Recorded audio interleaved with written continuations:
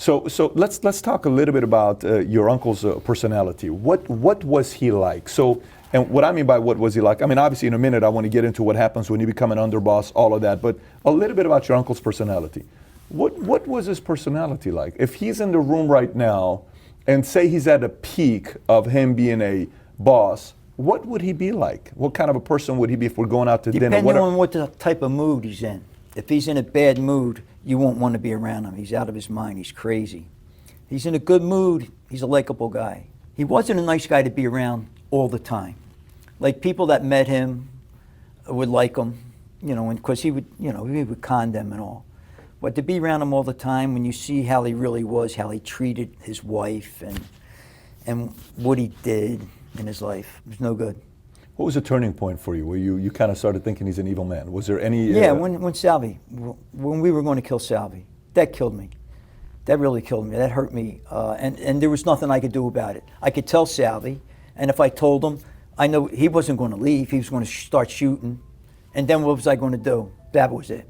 I couldn't do it. What led to that? He got jealous of Sal. My uncle was jealous that Sal was getting a lot of attention. He was even written up in the Wall Street Journal as a rising star in the mob, which really upset him. And then, you know, what was bad, that this is a mistake Salvie made. When my uncle was away, he started going out with Chucky Merlino's daughter, Maria. And my uncle, as soon as he heard that, right away he thinks that Chucky and Salvie are going to get together and go against him. That's the way he thinks. And it didn't work out for Sal because she didn't work out for him.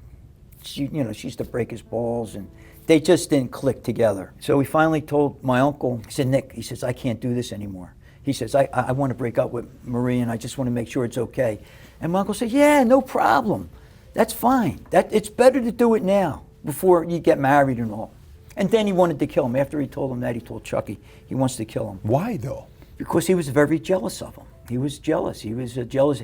He told me, he says, why do I have to take a chance that he would want to make a move on me?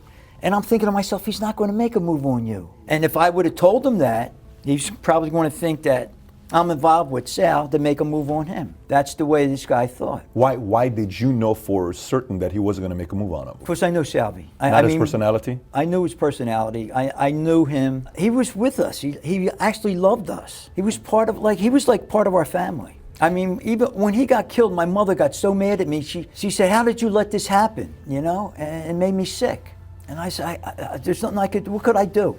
Everything I read about Salvie is he was likable. He had the two dimples. He had the baby face. He was a gangster. Fun. He was a good gangster. Yeah, but at the same time, he had the values. He was the loyal guy. He wasn't a guy that wanted to cross.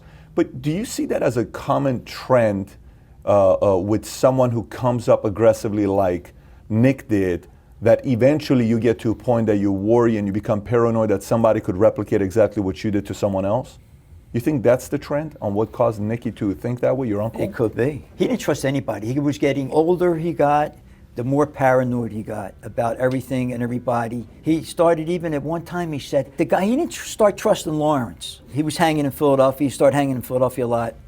And he said, look, I'll get guys in New York to come here and wipe everybody out if you guys stop listening to me.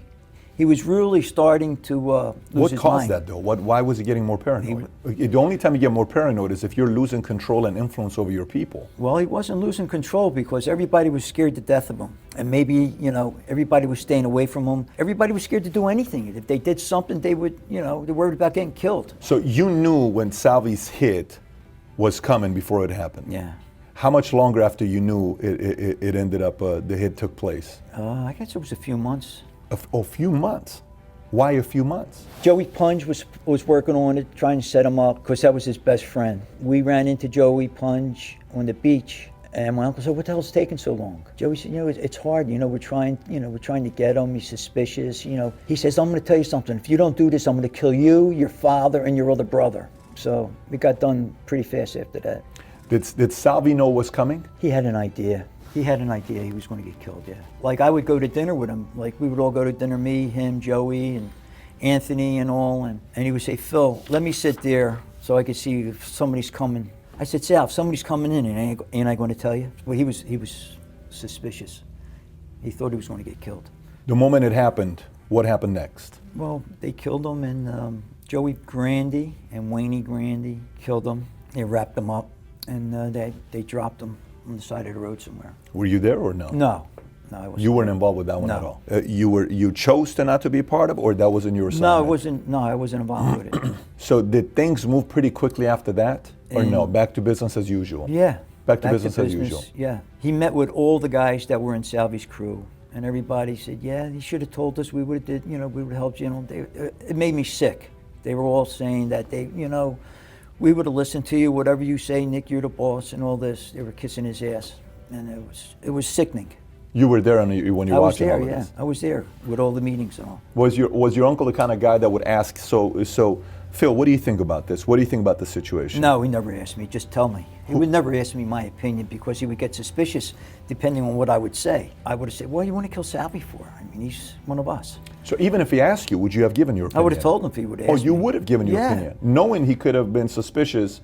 Yeah, I wouldn't care, but you're asking me, I'm telling you the way I feel. I always told him the truth. I didn't lie about anything. I didn't cut any corners. Who did he go to for counsel? I know as a consigliere, you got somebody to talk to, say, what do you think about this? Nobody. The consigliere was my old Uncle Nick, who was senile at the time. You can't do much with an advisor like that. No.